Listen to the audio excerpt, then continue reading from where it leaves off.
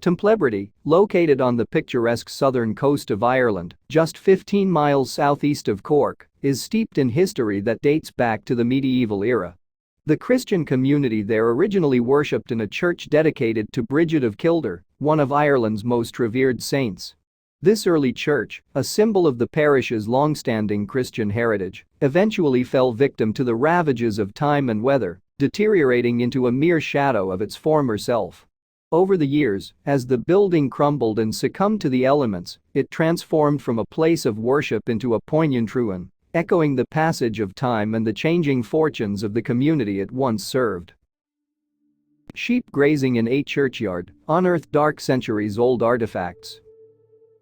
In 1779, recognizing the need for a new place of worship, the Church of Ireland constructed a new church in Templebritty, dedicating it to St. Matthew. For over a century, this new church stood as a prominent landmark above the nearby village of Crosshaven, drawing worshippers from the surrounding area. Its construction marked a new chapter in the parish's history, providing a spiritual home for the local community. However, by the 1860s, as the congregation expanded, it became clear that St. Matthew's Church could no longer accommodate the growing number of parishioners. The growth of Crosshaven as a popular tourist destination coincided with an increased demand for worship space within the parish. To address this need, a third church, dedicated to the Holy Trinity, was erected in close proximity.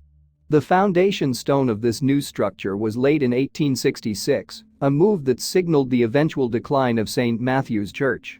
The construction of the Holy Trinity Church reflected the evolving needs of the community, catering to the burgeoning population and the influx of visitors to the area.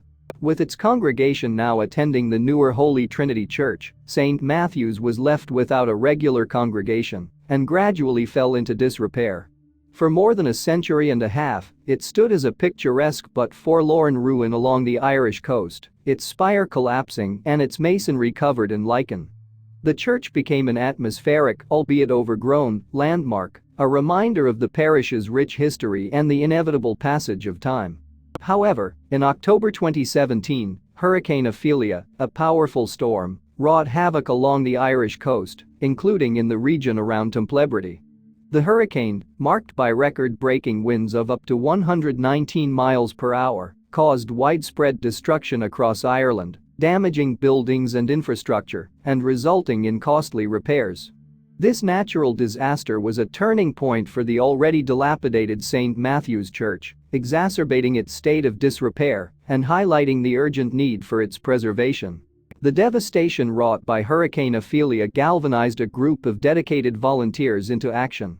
Concerned about the further deterioration of St. Matthew's, they formed a Facebook group named Templebritty Save Our Steeple, with the goal of saving the historic structure. This initiative represented a community-driven effort to rescue and preserve a key part of their local heritage. The group's members, the volunteers' first significant step was to submit a heritage claim to Cork County Council, seeking official recognition and support for their conservation efforts. Following a successful fundraising campaign, the group received additional financial aid from the Irish government, providing them with the necessary resources to embark on the restoration of St. Matthew's Church. This support marked a critical milestone in the journey to restore the church, offering hope that this historical treasure could be preserved for future generations to appreciate and enjoy. One of the significant challenges faced by the volunteers at Templebritty was dealing with the overgrown graveyard surrounding St. Matthew's Church. This historic site was home to gravestones dating back to the early 18th century, each carrying its own story and significance. However, the rampant undergrowth had become so dense that it made accessing these stones nearly impossible in some areas. The volunteers faced a delicate dilemma: how to clear the overgrowth and regain access to the site without causing harm to these fragile and historic monuments. The challenge was not just a matter of physical labor. As the team at Templebritty deliberated over this problem, Cork County Councillor Audrey Buckley recalled an insightful experience from a trip to Wales in 2019. During her visit, she noticed an innovative approach adopted by rural communities in managing overgrown graveyards. Instead of resorting to conventional gardening methods, these communities used livestock as a natural and effective means to control vegetation. This observation sparked an idea that could potentially offer a solution to the challenges faced at Templebrity. Buckley's experience in the Gower Wales was particularly illuminating. She was struck by the sight of sheep roaming freely in the graveyards, their grazing activity keeping the vegetation neatly trimmed. The landscape, as a result, resembled a well-kept carpet, with the sheep effectively managing the undergrowth. This observation led Buckley to wonder if a similar approach could be applied in Templebrity, where an old, unmaintained church stood amidst overgrown grounds. In Wales, Buckley observed that sheep and goats not only help maintain the tidiness of overgrown areas like graveyards, but also kept nearby footpaths clear and accessible. This method seemed to offer a perfect balance of utility and preservation. The question, however, was whether this approach would be as effective in the Irish setting of Templebrity, with its unique landscape and environmental conditions. Considering the situation, Buckley reasoned that employing livestock to manage the undergrowth could be a more gentle and less intrusive method compared to the use of electric strimmers or other traditional gardening tools. This approach would likely minimize the risk of damage to the ancient gravestones. With this in mind, the Templebrity volunteers decided to experiment with this natural method of vegetation control, putting out a request for goats to graze in the graveyard. When the volunteers at Templebrity issued a call for goats to assist in the restoration of the historic graveyard, it was Nora de Barra, living approximately 85 miles west in Castletownbere, who answered. De Barra was the owner of 2 goats, Harris and Oscar, whom she deemed perfect for the task at hand. Recognizing the unique requirements of the project, she believed that her goats' natural grazing habits would be ideal for managing the overgrown vegetation without causing harm to the ancient and fragile gravestones. In May 2020, Harris and Oscar were transported to Templebrity, marking the beginning of their significant contribution to the restoration effort. Upon their arrival, these 2 goats were set to embark on a task that was not just about landscaping, but about preserving history. Their role in grazing the overgrown graveyard was crucial in uncovering long-hidden gravestones and aiding the volunteers in their mission to restore the site. Harris and Oscar, in their own way, became integral to the community's efforts to reconnect with its past, demonstrating the valuable role that animals can play in conservation and historical preservation projects. The arrival of the goats quickly captured the hearts of the local community. Harris and Oscar became instant local celebrities, much to the delight and perhaps mild concern of the volunteers. Buckley shared with the Irish Times that the goats' popularity was almost counterproductive at first. Initially, there were only 2 goats, Harris and Oscar, who spent more time relaxing and enjoying treats from the locals, like apples, than grazing. This unexpected turn of events highlighted the community's enthusiasm and engagement with the project, even if it temporarily hindered the goats' intended purpose. In an effort to escalate the clearing of the overgrown graveyard at Templebrity, Nora de Barra brought in 2 additional wild goats from Hungry Hill. Capturing these goats was no easy task, taking nearly a week to accomplish. But once they arrived at Templebrity, they joined forces with Harris and Oscar, quickly getting to work. Their efficiency in grazing through the thick undergrowth was remarkable, and it wasn't long before the obscured graveyard began to reveal itself. These wild goats, with their natural inclination for foraging and their hearty appetites, played a crucial role in uncovering the long-lost burial ground, demonstrating the effectiveness of using natural means for site restoration. However, the arrangement with the goats was not permanent. As de Barra pointed out, the goats would only be available to graze in the graveyard until the autumn, as they would need to return to Castletownbere for the rutting season. The sprawling 2-acre graveyard presented a substantial challenge for the goats, given their limited time to clear such a large area. This time constraint added urgency to their task, as the volunteers hoped to make the most of their natural landscaping abilities before they had to depart. When the time came for the goats to return home, significant portions of the graveyard remained overgrown.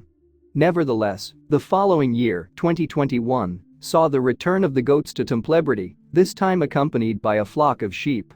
The addition of these sheep, known for their voracious grazing habits, complemented the efforts of the goat residents of St. Matthews. Together, these grazing animals continued the work of uncovering the hidden gravestones, further aiding the restoration efforts. The combined efforts of the grazing animals and human volunteers began to yield impressive results. More historic gravestones were revealed, many of which bore inscriptions that had not been seen in decades. Audrey Buckley, speaking to RTE, expressed the profound impact of uncovering these long-forgotten graves. The process of clearing each grave and discussing the lives of those interred there brought a sense of connection to the past and an appreciation for the history embedded within the graveyard. By August 2021, the initiative had led to the successful uncovering of around 500 headstones in the graveyard of St. Matthew's Church. A significant portion of these, approximately 80%, had been catalogued and registered in the digital database Historic Graves. The volunteers painstakingly studied each monument, piecing together the stories and histories of the individuals who once lived in the Templebrity area, creating a rich tapestry of the parish's past. Buckley emphasized the broader aim of the project in her interview with the BBC: to reconnect the community with its history and forgotten ancestors. This endeavor was not just about clearing undergrowth and preserving physical structures, it was about rekindling a connection with the past and bringing the community together in the process. One of the most significant finds was a grave dating back to 1711, a testament to the enduring legacy and historical depth of the parish, predating the current church structure. Among the many discoveries in the graveyard, one that stood out was the grave of Maria Kate Russell, a young girl who passed away at the tender age of 2.5. The inscription on her headstone revealed a poignant story. Her father, George Russell, a member of the Royal Engineers, was with her at her passing. This discovery, like many others in the graveyard, offered a glimpse into the personal tragedies and stories of loss that were part of the fabric of life in historic Templebrity, underscoring the human dimension of the restoration project. The discovery of Maria Kate Russell's grave at St. Matthew's Church in Templebrity brought an unexpected connection to the present, as the volunteer team managed to find a direct descendant of the young girl. Audrey Buckley explained that the team felt a strong sense of responsibility to uncover the story behind this little girl, and their efforts led them to Maria's grandnephew, who currently resides in Southampton. The discovery and subsequent connection with a living relative added a deeply personal and poignant dimension to the restoration project. This connection bridged the gap between past and present, offering the grandnephew an opportunity to connect with his family's history, and he expressed a desire to visit the site soon. The volunteers' dedication to uncovering the stories behind the graves turned the project into more than just The team's efforts at Templebrity have led to the identification of at least 3 living relatives of individuals buried in the newly uncovered graves. However, tracing lineages and establishing identities has not always been possible. In earlier centuries, many families could not afford even simple headstones, making it difficult to determine the identities of those buried beneath. This lack of permanent markers reflects the socio-economic disparities of the time, with only the more affluent families able to afford lasting memorials for their deceased loved ones. In lieu of headstones, large boulders were often used to mark burial sites in the graveyard. These boulders served a practical purpose, but also symbolized the economic limitations of the bereaved families. Buckley's observations highlight the contrast between the graves with headstones and those marked by mere stones, illustrating the varied social strata of the community. The discovery of these boulder-marked graves has fueled the volunteers' passion, providing them with a tangible connection to the past and the people who lived and died in the area. One particularly significant find was a mass grave, believed to contain the remains of 4 members of the same family. The discovery of this grave, revealed by the grazing animals and cleared by the volunteers, was a first for the area, as noted by Buckley. The Cork County Council Heritage Department had never encountered such a grave before, underscoring the unique and historically significant nature of the find. The restoration project at St. Matthew's Church involves a core team of around a dozen volunteers, working in tandem with the grazing animals to uncover the long-hidden graves. The project, however, has grown to involve the wider community, with many locals participating in the effort. Buckley shared that Sheep Move Night has become a communal event, with family members and even passers-by lending a hand when needed. This collaborative spirit has been a key factor in the project's success, fostering a sense of unity and shared purpose within the community. Dave Walsh, a local farmer, emphasized the importance of the project as a community endeavor.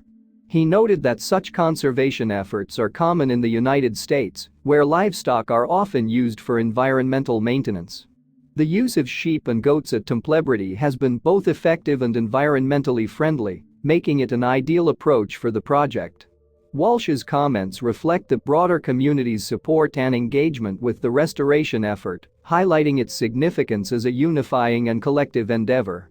The project's success and unique approach caught the attention of Ireland's Taoiseach, who visited Templebrity in September 2021 to learn more about the initiative.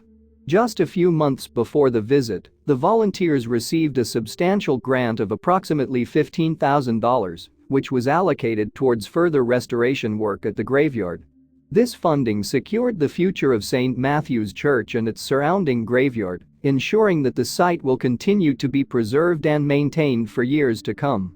The future role of livestock in the ongoing restoration project at Templebrity remains a topic of interest.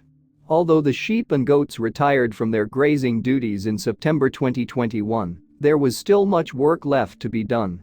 Given the success of using animals to manage the undergrowth and their popularity within the local community, it is highly likely that they will be called upon again. The animals have not only proven to be effective in their role, but have also become a beloved part of the project, making their return a probable and welcomed event. Thanks for watching, and don't forget to like and subscribe.